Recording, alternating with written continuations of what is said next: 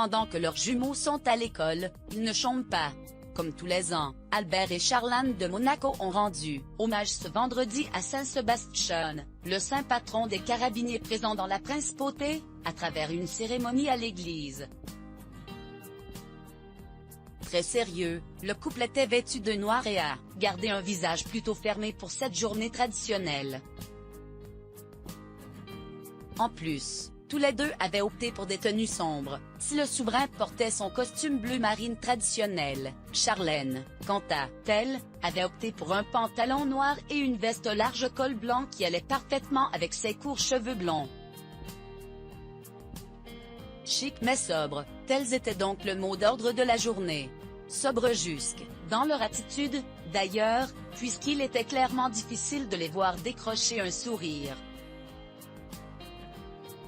Il faut dire qu'on les comprend, ces derniers temps, toutes les cérémonies à l'église auxquelles ils ont assisté ont rimé avec enterrement. Début janvier, le couple avait en effet répondu présent pour les obsèques de leur ami Monseigneur Bernard Barcy, l'évêque qui les avait accompagnés dans de grands moments de leur vie comme l'enterrement du prince Régnier, leur mariage ou encore le baptême de leurs jumeaux Jacques et Gabriella.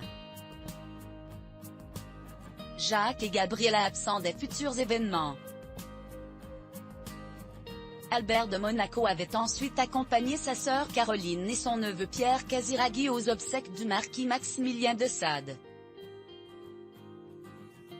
Avant de retrouver toutes les familles royales européennes à celle de Constantin de Grèce, au début de la semaine.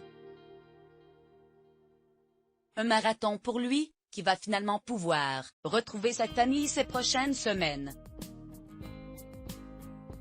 Avant de repartir pour une nouvelle grande cérémonie, cette fois très joyeuse, le couronnement Charles III. Toujours en très bonne relation avec la couronne britannique, le souverain avait en effet confié en interview qu'il se rendrait à la cérémonie, le 6 mai prochain, avec sa femme Charlène. Vous savez, je ne sais pas à combien de couronnements de monarques anglais je pourrais assister dans ma vie donc je vais en profiter, avait-il raconté.